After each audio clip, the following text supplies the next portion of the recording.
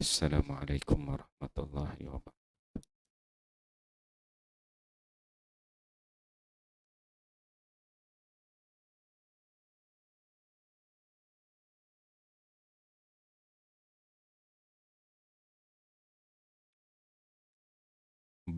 Bab ilmu dan zikir terkesan dengan Al-Quran dan hadis Nabi. Hadis-hadis Nabi. Hadis ke-55. An Abdullah bin Mas'ud radhiyallahu anhu qala. Qala lin-nabiy sallallahu alaihi wasallam. Iqra' alayya. Qultu aqra'u alayka wa alayka unzil. Qala fa inni uhibbu an asma'ahu min ghairi.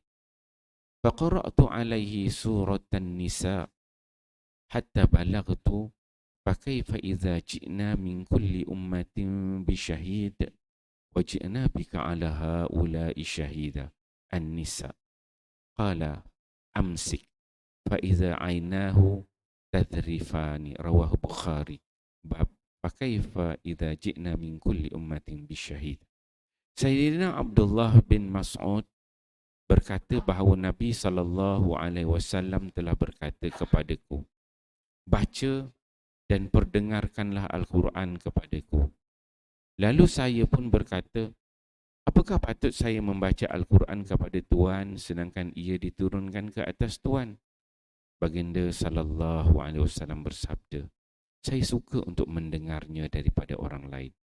Dan kerana itu saya mula membaca surah An-Nisa sehingga sampai ayat فَكَيْفَ إِذَا جِئْنَا مِنْ كُلِّ أُمَّةٍ بِشَهِيدٍ وَجِئْنَا بِكَ عَلَى هَؤُلَاءِ شَهِيدًا. Lantas baginda SAW bersabda, sekarang berhentilah.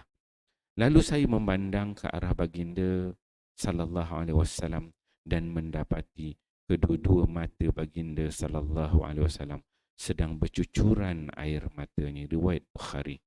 Terjemahan, maka bagaimanakah keadaan orang-orang kafir pada hari akhirat kelak apabila kami datangkan daripada tiap-tiap umat seorang saksi, iaitu Rasul mereka sendiri, menjadi saksi terhadap perbuatan mereka.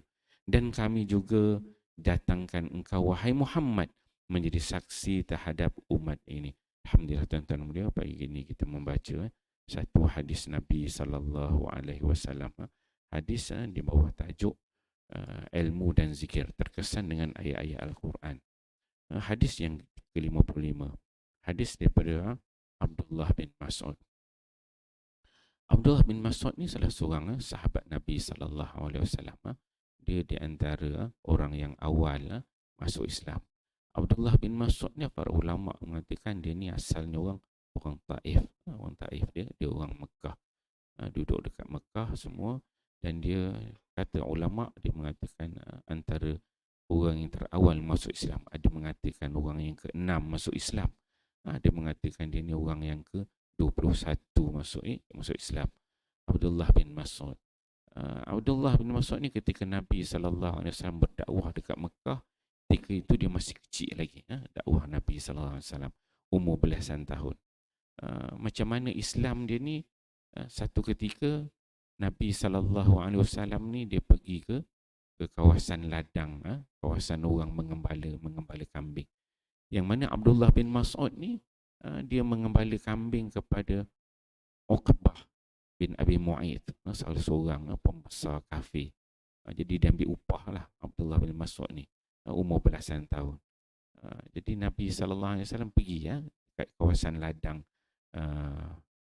ternakan kambing tu, dan Nabi dia jumpa, nampaklah Abdullah ni seorang budak sedang mengembala kambing. Nabi dan Abu Bakar pada ketika itu dia tanya dekat Abdullah bin Mas'ud, ada susu tak? Dia minta susu, nak perah susu, nak dapat kehausan. Maka Abdullah bin Mas'ud dia kata, masa tu dia masih belum Islam lagi, masih kafir lagi. Dia kata, aku ada, dia kata banyak kambing ni, tapi aku ni seorang yang amanah, tak boleh nak bagi kambing aku, kambing orang, aku tukang jaga je, kata Abdullah bin Mas'ud. Mendengar kata-kata itu, Nabi SAW pun dengan Abu Bakar haus, tak boleh nak buat apalah. Kemudian Nabi dia kata, boleh aku pinjam tak? Pinjam seekor seekor kambing. Kambing betina yang masih kecil lagi. Yang belum nyusu lagi lah, belum mengandung, yang kecil lagi. Pinjam kejap aja. Kata Nabi sallallahu alaihi wasallam pada Abdullah bin Mas'ud, dia kata nak pinjam aja, tak ada buat apa-apa, tak ambil susu apa tak apa. Kata dia pun dia bagi pinjam pada Nabi sallallahu alaihi wasallam. Nabi pun ambil seekor kambing betina yang belum yang masih kecil lagi lah, yang masih perawan lagi. Maka Nabi sallallahu alaihi wasallam ketika itu dia urut apa nama ni, tempat susu kambing betina yang kecil itu. Maka bila urut, masa tu Abu Bakar ada, Abdullah bin Mas'ud pada dia melihat, menyaksikan perkara itu. Bila diurut-urut, tengok dia punya tempat susu tu jadi kembang, jadi besar, terisi dengan susu. Jadi Abdullah bin Mas'ud dia nampak Nabi diurut sambil membaca sesuatu. Jadi dia takjub dengan mukjizat Nabi sallallahu alaihi wasallam. Jadi Nabi pun ketika itu, Abu Bakar pun dia perah minum, bagi Abdullah bin Mas'ud pun minum sama. Nabi minum, Abu Bakar minum sampai kenyang. Tiga-tiga orang tu minum susu. Kemudian Nabi SAW dia pegang balik dekat tempat labung susu tu. Dia kata kempis lah. Maka kempis balik. Jadi Abdullah bin Mas'ud pada ketika itu dia sangat takjub dengan mukjizat Nabi SAW. Dia kata pada Nabi, ya Rasulullah, wahai Muhammad, ajarkanlah aku apa bacaan-bacaan itu. Tu tuan-tuan kena ambil sanad lah. Macam mana baca nak bagi susu dia banyak kan. Jadi start dari situlah Abdullah bin Mas'ud ini dia Islam, mengatakan keislaman. Dan banyak kehebatan Abdullah bin Mas'ud. Nabi SAW sebut khuzil Quran min arba. Quran ni kalau kita nak ambil, nak baca Quran, ambil daripada 4 orang, kata Nabi SAW. Khuzil Quran min arba, daripada Abdullah bin Mas'ud, daripada Ubay bin Ka'ab, daripada Muaz bin Jabal, dan juga Salim Maula Abi Huzaifah. Nabi sebut kalau nak baca Quran, nak ambil bacaan, ambil daripada 4 orang. Salah seorangnya ialah Abdullah bin Mas'ud. Jadi dia orang yang hebat.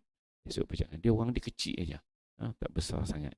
Orang dia kurus, daripada Bani Zuhrah. Dia meninggal, kata ulama dia kata tahun 32 Hijrah.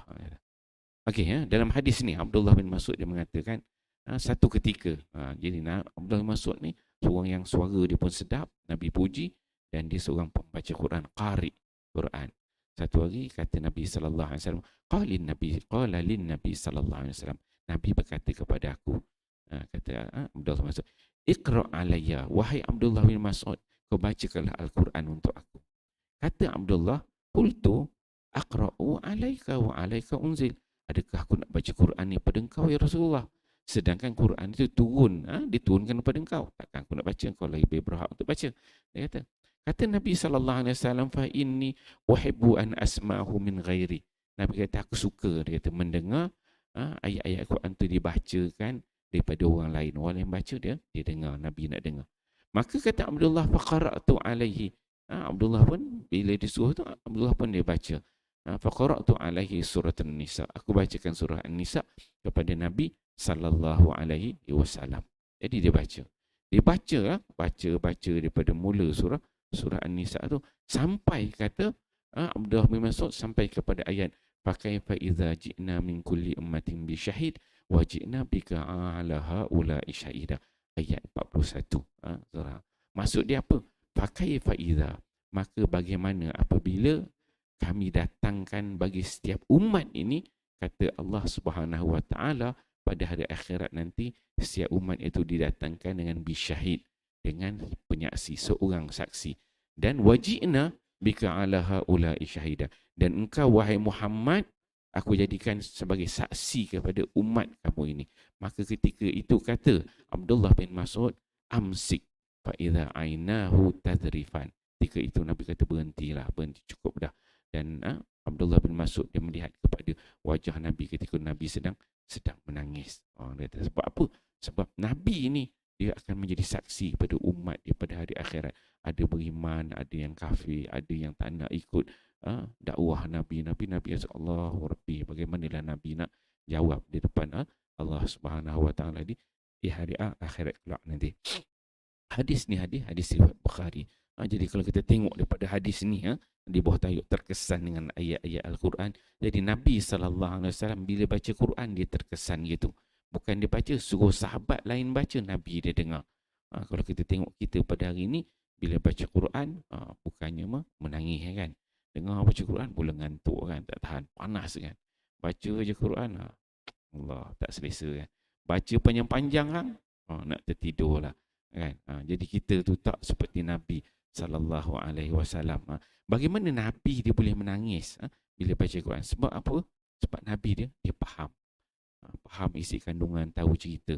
Kita ni taklah hebat, kita bukan bahasa Arab. Tapi seboleh mungkin bila kita baca-baca Quran ni, belajar tajwid, betulkan bacaan. Tapi kita kena faham. Bila kita faham tu, barulah benda tu akan meresap dalam jiwa kita. Kita faham, kita dengar makna dia. Bila kita dengar, baru boleh kita menghayati. Bila kita menghayati, barulah di situ ada perasaan nak boleh nak menangis ke, kan? Rasa rendah diri, rasa bersalah, rasa tawaduk, benda itu kan kena ada. Nak menangis ni bukan senang. Nak menangis ni dia perlu ada feel.